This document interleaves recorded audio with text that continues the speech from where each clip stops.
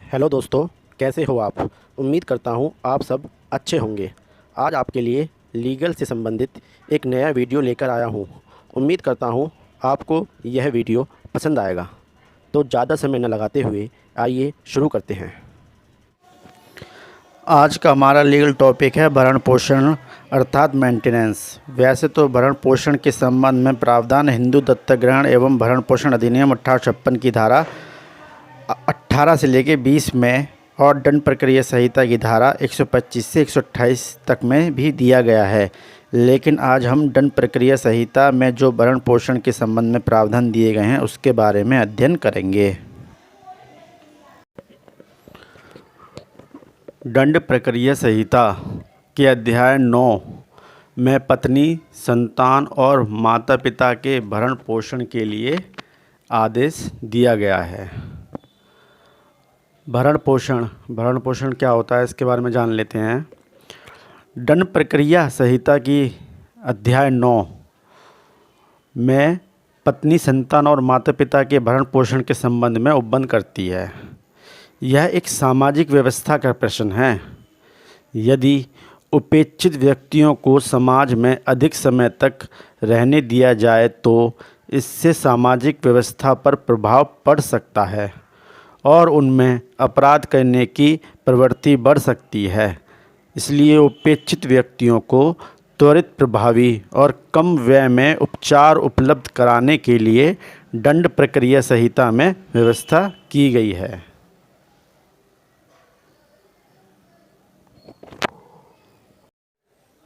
भगवान दत्त बनाम कमला देवी 1975 supreme court का एक मामला आया था। इस मामले में सुप्रीम कोर्ट ने निर्धारित किया कि उच्चतम न्यायालय ने धारण किया कि धारा 125 की प्रकृति मूलतः सिविल है, परंतु दंड प्रक्रिया संहिता के अंतर्गत इन्हें सम्मिलित करने का प्रारंभिक उद्देश्य यह है कि इसमें उल्लिखित व्यक्तियों को दीवानी न्यायालयों में उपलब्ध उपचारों की अपेक्षा कहीं अधिक त्वरित और कम खर्चीला उपचार मिल सके। इस तरह इन उपबंधों का उद्देश्य भरण पोषण के अभाव में होने वाली उस भुखमरी और आवारागर्दी का निवारण करना है जिससे अपराध का प्रसार होता है। एक अन्य वाद आया था इंद्रजीत कौर बनाम union of India 1990 supreme court. इस मामले में उच्चतम न्यायालय ने कहा कि धारा 125 दंड प्रक्रिया संहिता भुखमरी के विरुद्ध उपचार प्रदान करती है और पक्षकारों के सिविल दायित्वों का निवारण नहीं करती। इसके अधीन जो आदेश पारित किया जाता है वह अस्थायी होता है और अधिकारों के संबंध में सिविल न्यायालय के विनिश्चय के अधीन होता है।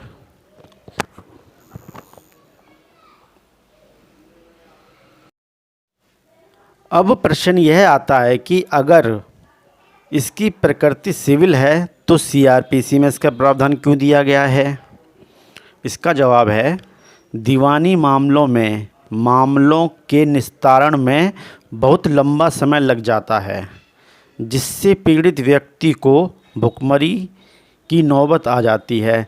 इसलिए इसका प्रावधान सीआरपीसी में भी है जिससे पीड़ित को तुरंत उपचार प्राप्त हो सके।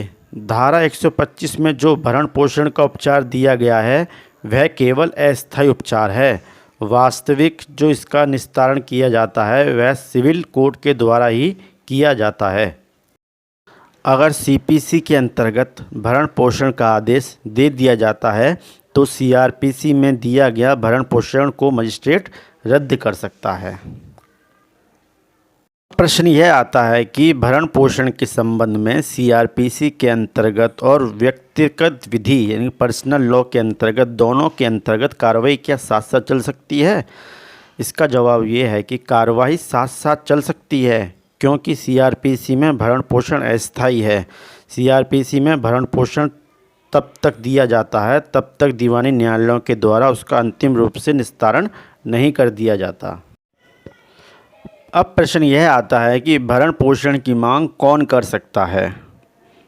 इसका जवाब है दंड प्रक्रिया संहिता की धारा 125 की उपधारा 1 के अंतर्गत निम्नलिखित व्यक्ति भरण पोषण के लिए प्रथम वर्ग दंडाधिकारी व मजिस्ट्रेट के यहाँ आवेदन पत्र दे सकते हैं, किंतु शर्त यह है कि वे स्वयं अपना भरण पोषण करने में असमर्थ हों।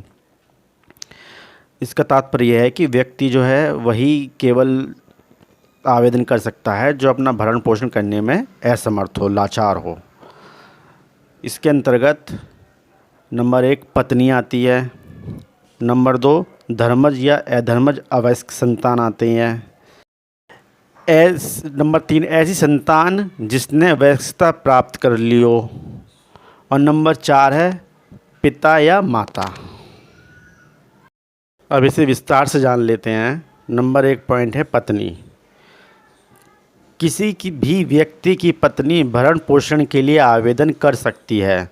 धारा 125 की उपधारा 1 के स्पष्टीकरण ब के अनुसार पत्नी शब्द के अंतर्गत ऐसी स्त्री भी है जिसके पति ने उससे विवाह विच्छेद कर लिया है या जिसने अपने पति से विवाह विच्छेद कर लिया है और पुनर्विवाह न किया हो।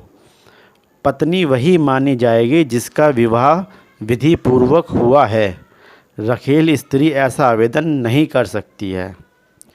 इसमें कहना चाह रहा है कि पत्नी शब्द के अंतर्गत ऐसी स्त्री भी है जिसके पति ने उससे विवाह विच्छेद कर लिया हो, जिसके पति ने विवाह विच्छेद कर लिया हो अपनी पत्नी से, या जिस स्त्री ने अपने पति से विवाह विच्छेद कर लिया हो और पुनर्विवाह या दोबारा विवाह ना किया गया हो। धर्मज या अधर्मज अवयस्क संतान नंबर 2 पे है धर्मज या अधर्मज अवयस्क संतान। धर्मज या अधर्मज पुत्र या पुत्री चाहे विवाहित हो या ना हो और जो अपना भरण पोषण करने में असमर्थ हों, अपने भरण पोषण के लिए आवेदन कर सकते हैं। धारा 125 की उपधारा 1 के स्पष्टीकरण अ के अनुसार अवयस्क वह व्यक्ति कहलाता है जिसकी आयु 18 वर्ष से कम की है। धर्मज या अधर्मज संतान किसे कहते हैं? धर्मज संतान से मतलब व्यक्ति की कानूनी संतान से होता है जो कि उसकी धर्म पत्नी से पैदा हुई हो, तथा अधर्मज संतान वो संतान जो कि उसने बिना शादी के की हो या दूसरी शादी से पैदा हुई हो या फिर किसी लड़की को धोखा देकर धोखे से पैदा की हो। नंबर 3 पॉइंट है ऐसी संतान जिसने वयस्कता प्राप्त कर लिया हो या कर ली हो। ऐसी संतान जिसने वयस्कता प्राप्त कर ली हो।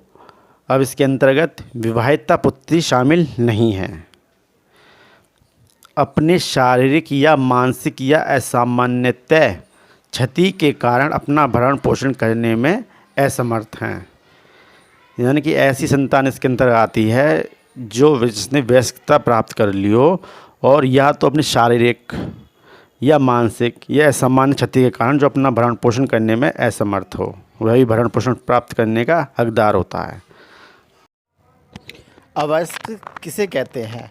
भारतीय वयस्कता अधिनियम 1875 की धारा 3 के मुताबिक 18 वर्ष की आयु पूरी हो जाने पर व्यक्ति वयस्क हो जाता है। नंबर 4 पर है पिता या माता। पिता या माता जो अपना भरण पोषण करने में असमर्थ हैं, भरण पोषण के लिए आवेदन कर सकते हैं। माता के अंतर्गत सौतेली माता भी शामिल है। यह गंगा शरण बनाम शकुंतला देवी 1990 सुप्रीम कोर्ट के बाद में कहा गया कि माता के अंतर्गत सौतेली माता भी शामिल है। प्रश्न यह आता है कि भरण पोषण की मांग किसके विरुद्ध की जा सकती है? इसका उत्तर यह है कि भरण पोषण के लिए आवेदन पत्नी अपने पति के, संतान अपने पिता के और माता पिता अपने पुत्र के विरुद्ध कर सकते हैं। अपने पिता से तात्पर्य केवल पुत्र के पिता से नहीं है बल्कि पुत्री के पिता से भी है। यानी पिता से तात्पर्य पुत्र के पिता से नहीं बल्कि पुत्री के पिता से भी माना जाता है। एक वाद आया था डॉक्टर श्रीमती विजय मनोहर हरवट बनाम काशीराम राजाराम सवाई व एवं अन्य 1986 का वाद है ये उच्चतम न्यायालय का। इस मामले में पिता ने अपनी पहली पत्नी से उत्पन्न विवाहिता डॉक्टर पुत्री से इस आधार पर भरण पोषण का दावा किया कि वह अपना भरण पोषण करने में असमर्थ है। उच्चतम न्यायालय ने निर्णय दिया कि धारा 125 की उपधारा 1 में प्रयुक्त शब्द अपने पुरुष और स्त्री दोनों के लिए प्रयुक्त हो सकते हैं। यदि पिता अपना भरण पोषण करने में असमर्थ है और उसकी बेटी स्वयं धनोपार्जन कर रही है तो पुत्री का दायित्व हो जाता है कि वह पिता का भरण पोषण करे। भरण पोषण के लिए आवेदन करने का आधार क्या होगा, अब इसे जान लेते हैं। नंबर 1, जिस व्यक्ति पर भरण पोषण का दायित्व है, पत्नी के लिए पति पर जो दायित्व है, संतान के लिए पिता पर और माता पिता के लिए पुत्र पर। यदि वह आवेदनकर्ताओं का भरण पोषण करने से इनकार करता है या भरण पोषण करने में उपेक्षा करता है। भरण पोषण करने से इनकार करना या करने में उपेक्षा करना, इन दोनों परिस्थितियों में अंतर है। कभी कभी भरण पोषण न करना उपेक्षा माना जाता है और कभी नहीं माना जाता है। यह प्रत्येक मामलों के तथ्यों पर निर्भर करता है कि कब उपेक्षा मानी जाएगी। लेकिन भरण पोषण से इनकार करना तभी हो सकता है जबकि इसके लिए मांग की गई हो और वह ना मानी गई हो, यानी कि मांग की गई हो और ना मानी गई हो, तभी उपेक्षा करना माना जाता है। उपेक्षा करने के लिए यह आवश्यक है कि यदि पहले से कोई मांग की जाए। नंबर 2 पॉइंट है, उस व्यक्ति के पास भरण पोषण का पर्याप्त साधन है। साधन से तात्पर्य यह नहीं कि उसके पास कोई संपत्ति होना आवश्यक है। साधन शब्द में कमाने की शक्ति रखना भी शामिल है। जैसे यदि कोई व्यक्ति स्वस्थ है और उसमें कोई शारीरिक कमी नहीं है तो वह समझा जाएगा कि वह कमाने में समर्थ है, इसलिए उसके पास भरण पोषण के साधन हैं। यह कहा गया है धनीराम बनाम रामदेई, 1955 इलाहाबाद हाई कोर्ट का मामला है। प्रश्न यह है कि क्या विवाहिता पुत्री अपने पिता से भरण पोषण की मांग भी कर सकती है? इसका उत्तर जान लेते हैं। सामान्यतः विवाहिता पुत्री अपने पिता से भरण पोषण की मांग नहीं कर सकती, परंतु धारा 125 की उपधारा 1 के खंड ब के अनुसार यदि विवाहिता पुत्री अवयस्क है और उसके पति के पास पर्याप्त साधन नहीं हैं तो मजिस्ट्रेट ऐसी स्थिति में पिता को भरण पोषण करने के लिए आदेश दे सकता है जब तक वह अवयस्क पुत्री वयस्कता को प्राप्त नहीं कर लेती। यदि पुत्री वयस्क है तो उसके भरण पोषण का दायित्व उसके पति के ऊपर ही होगा, पिता के ऊपर नहीं। यह कहा गया धारा 125 की उपधारा 1C के अनुसार। अगर सरल भाषा में कहूँ तो धारा 125 का उद्देश्य उन व्यक्तियों के विरुद्ध जल्दी, प्रभावी और कम खर्चीला उपचार प्रदान कराना है जो अपनी आश्रित पत्नी, संतानों और माता पिता के भरण पोषण की अपेक्षा करते हैं या उनका भरण पोषण करने से इनकार करते हैं। भरण पोषण के अगले भाग में हम निम्नलिखित टॉपिक का अध्ययन करेंगे। नंबर 1, जब भरण पोषण के आदेश का पालन न किया जाए तब क्या प्रक्रिया होती है। नंबर 2, कौन सी परिस्थितियां हैं जिसमें पत्नी भरण पोषण की अधिकारिणी नहीं होती है। नंबर 3, किन परिस्थितियों में मजिस्ट्रेट धारा 125 की उपधारा 1 के अधीन पारित अपने आदेश को रद्द कर सकता है। नंबर 4, क्या विवाहिता पुत्री भी अपने पिता से भरण पोषण की मांग कर सकती है। नंबर 5, क्यों धारा 125 की उपधारा 1 के अंतर्गत अंतरिम भरण पोषण दिया जा सकता है।